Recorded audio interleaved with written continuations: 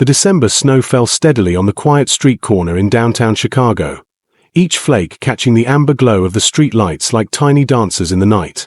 Marcus Rodriguez pulled his worn coat tighter as he waited for the late bus, watching his breath form small clouds in the frigid air that dissipated quickly in the winter wind.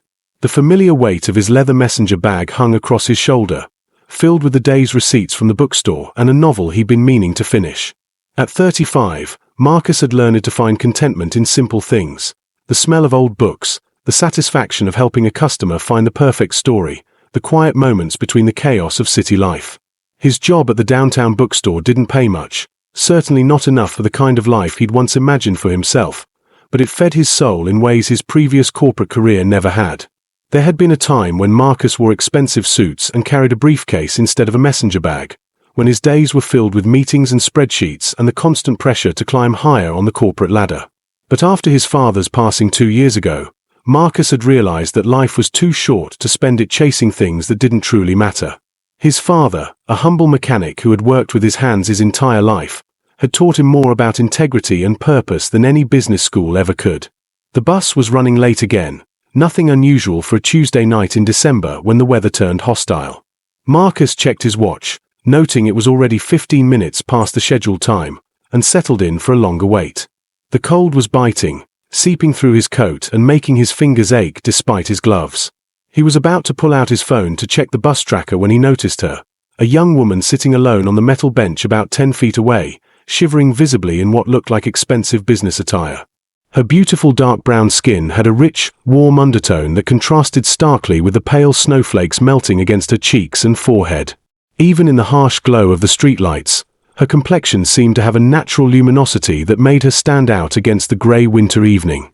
Her natural hair had been styled in an elegant twist that was now coming undone from the dampness, small coils escaping to frame her face in a way that was both disheveled and somehow still graceful. She wore only a thin navy blazer over what appeared to be a silk dress, the kind of outfit that would have been perfect for a boardroom meeting but was woefully inadequate for Chicago's brutal winter weather. No coat, no gloves, no scarf, nothing to shield her from the bitter cold that was making even Marcus uncomfortable despite his heavy winter gear. She appeared to be in her late 20s, clearly successful from her polished appearance and the confident way she held herself even while shivering. The cut of her clothes spoke of quality and expense, and there was something about her posture that suggested she was used to being in control of situations. But right now, hunched forward with her arms wrapped around herself, she just looked cold and vulnerable and utterly alone. Marcus hesitated for a moment, weighing whether to approach a stranger. In a city like Chicago, people generally minded their own business, especially late at night. But then his father's voice echoed in his memory, as clear as if the man was standing right beside him. "Son, kindness costs nothing, but it's worth everything." "Excuse me," Marcus said gently, taking a few steps toward the bench. "Are you all right? You look like you're freezing." The woman looked up sharply, as if startled by the sound of another human voice. He could see she'd been crying. Her mascara had smudged slightly against her smooth, cocoa-colored skin, creating dark smears beneath her eyes. Her expressive dark eyes, rimmed with long lashes, held a weariness that had nothing to do with the late hour or the harsh weather. There was something deeper there, a kind of exhaustion that came from the soul rather than the body. "I'm fine," she said quietly, but her chattering teeth betrayed her words. Her voice carried a slight tremor, whether from the cold or emotion, Marcus couldn't tell. "Just waiting for a cab. They're all busy tonight because of the weather." Marcus didn't hesitate. He could see she was anything but fine, and every instinct his father had instilled in him told him he couldn't just walk away. He slipped off his heavy wool coat, the one his mother had given him last Christmas, dark gray with a warm fleece lining that had gotten him through countless Chicago winters, and held it out to her. "Please take this," he said, stepping closer. "You'll catch pneumonia out here dressed like that." "Oh, no, I couldn't," she protested, looking genuinely surprised by the gesture. Her eyes widened as she stared at the offered coat. "Then you'll be cold. I can't take your coat from you." "I've got a thick sweater on underneath," Marcus said with a warm smile, pulling at his wool pullover to demonstrate. "My mother always said I run hot anyway, something about having too much energy for my own good. Please, I insist. You need it more than I do right now." The woman studied his face for a long moment, as if trying to understand why a complete stranger would make such an offer. In her world, Marcus realized, kindness probably came with strings attached or hidden agendas. Finally, after what felt like an eternity, she accepted the coat with trembling hands, wrapping it around her shoulders with visible relief. The coat was far too big for her smaller frame, but it engulfed her in warmth, and Marcus could see her body begin to relax as the shivers gradually subsided. "Thank you," she whispered, her voice soft with genuine gratitude. "I'm Jasmine. Jasmine Washington." "Marcus Rodriguez," he replied, settling onto the other end of the bench, maintaining a respectful distance while still being close enough for conversation. The metal was cold against his back, and he could already feel the winter air seeping through his sweater, but seeing her relief made his own discomfort seem insignificant. "Rough day."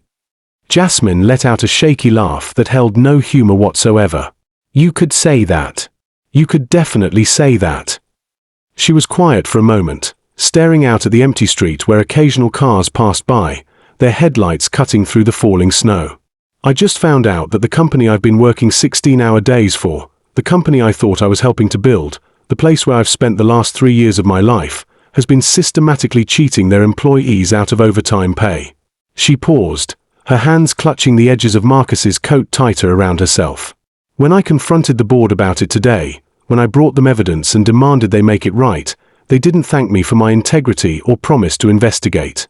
They fired me. Effective immediately. Had security escort me out like I was some kind of criminal." Marcus listened with the kind of patience that came from years of conversations with his father during those long hospital stays in the final months of his life.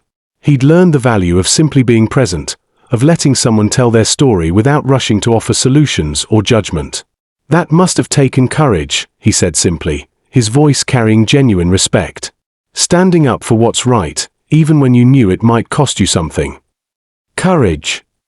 Jasmine shook her head, her loosened curls catching the light from the street lamp. "I feel like a fool. A complete and utter fool. I gave them everything, Marcus.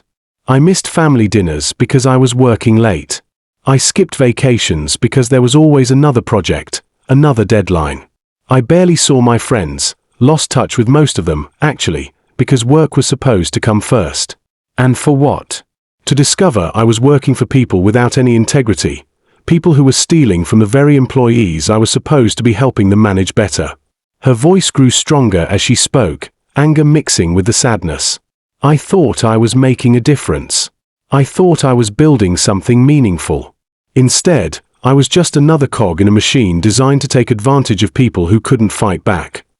"You know what my dad used to tell me," Marcus said, his voice gentle and thoughtful. He could feel the cold settling into his bones now, but Jasmine's story had captured his attention completely. "He said that sometimes we have to lose the wrong thing to find the right thing. It sounds like you lost a job that wasn't worthy of who you are."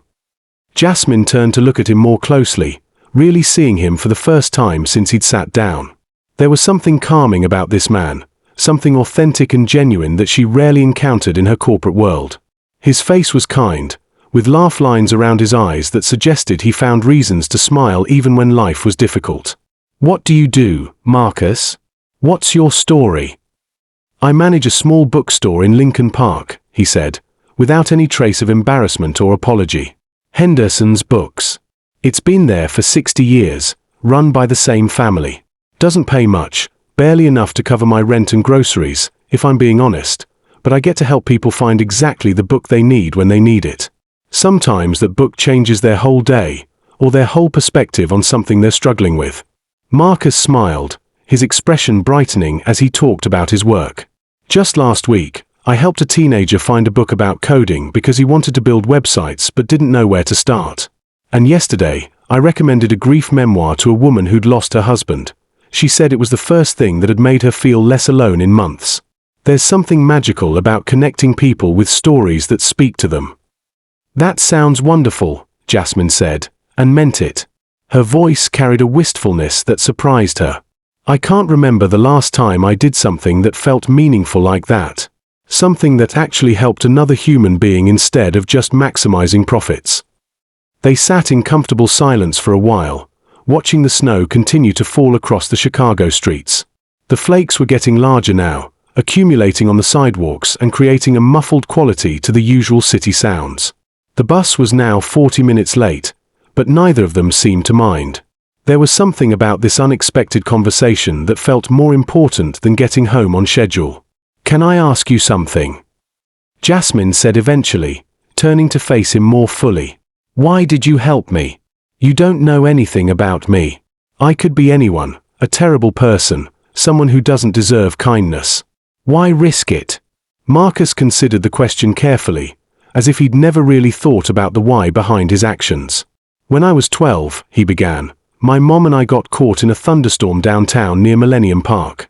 We'd been visiting the Art Institute, and when we came out, the weather had turned nasty. No warning, just sudden sheets of rain and lightning that made the whole city feel dangerous." He paused, smiling at the memory.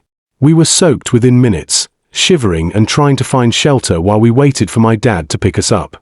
This elderly African-American lady, she must have been in her 70s, saw us huddled under a store awning and invited us into her little shop. It was barely bigger than a closet, but she made us hot chocolate on a little hot plate and let us warm up by her space heater until the storm passed. She didn't know us from anywhere," Marcus continued, "but she saw people who needed help, and she helped. Simple as that.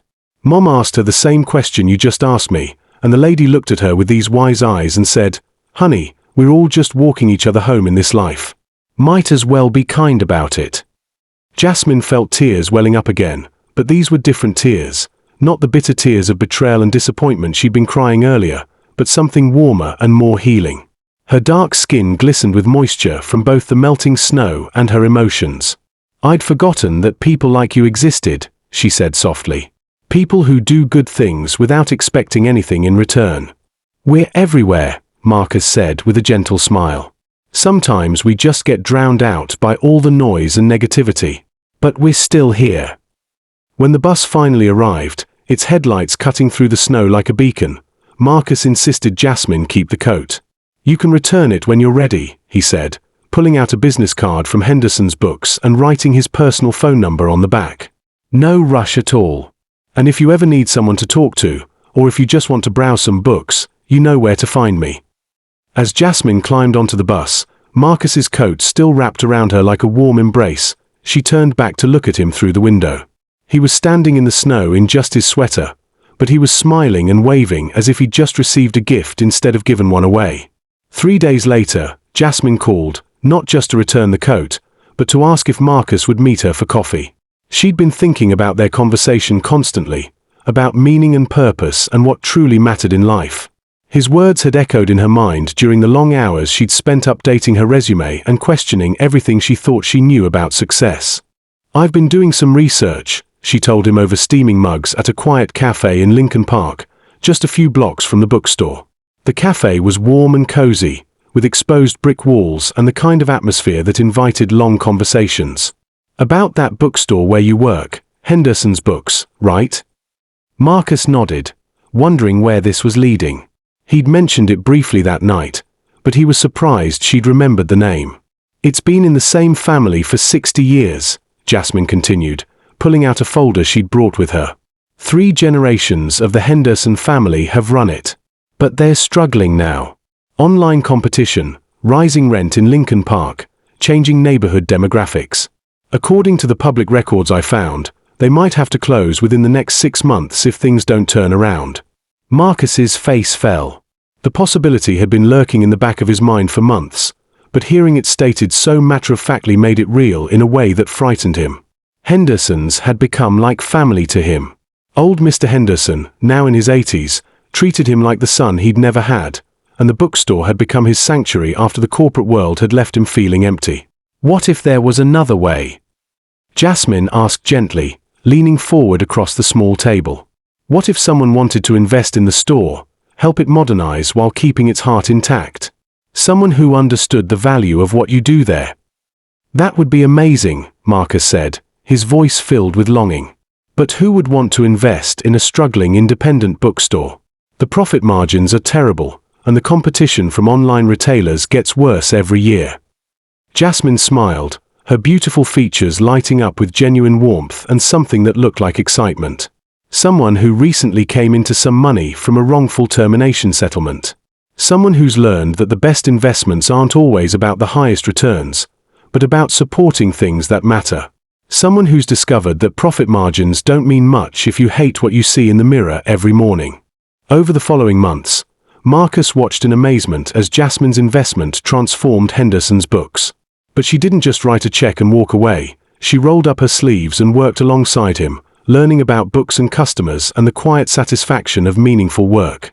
They added a cafe corner with locally roasted coffee and pastries from a nearby bakery, expanded the children's section with reading nooks and regular storytime sessions, and created a community space for book clubs and author readings. Jasmine's business acumen, combined with her newfound understanding of what really mattered, helped them modernize their inventory system and develop an online presence that complemented rather than competed with the in-store experience. Her natural grace and intelligence shone as she connected with customers, her warm complexion and genuine smile making everyone feel welcome. She had a gift for remembering people's preferences and recommending books that perfectly matched their interests or moods. "You know what the beautiful thing is," Marcus said one evening as they locked up the store together, the Chicago skyline twinkling beyond the windows like a constellation of possibilities. "You came into my life on one of your worst days, and somehow it led to one of the best things that ever happened to this place." Jasmine adjusted Marcus's coat around her shoulders. She'd taken to wearing it during their evening walks through Lincoln Park, and he'd never asked for it back. It had become a symbol of that first night, a reminder of how kindness could change everything. "I think your father was right," she said, her voice soft with contentment. "Sometimes we really do have to lose the wrong thing to find the right thing." "And what did you find?" Marcus asked, though he thought he might know the answer. They'd grown closer over the months, their partnership evolving into something deeper and more meaningful than either had expected. "I found out what it feels like to build something truly meaningful," Jasmine said, her dark eyes reflecting the warmth of the streetlights and something else, something that made Marcus's heart skip a beat. "I found work that feeds my soul instead of just my bank account. I found a community of people who value stories and connection over profit margins. And I found—" She paused, looking up at him with those same expressive eyes that had first caught his attention at the bus stop, but now they were filled with warmth and love instead of sadness and despair. "I found someone who taught me that the most valuable things in life can't be measured in quarterly reports or stock options. They can only be measured in moments of kindness, in the connections we make when we choose to care about each other, and in the quiet satisfaction of knowing you've made someone's day a little bit better." As they walked through the gently falling snow along the Chicago streets, hand in hand now, Marcus realized his father had been right about something else, too. Sometimes the most important meetings happen when we least expect them, at bus stops on cold December nights, when all we have to offer is a warm coat and a listening heart. The bookstore not only survived but thrived, becoming a beloved cornerstone of the Lincoln Park community. And Jasmine never did return that coat, because some gifts are meant to be kept, cherished reminders of the moment when two lives intersected and changed everything, when kindness opened the door to love, and when losing the wrong thing led to finding everything right.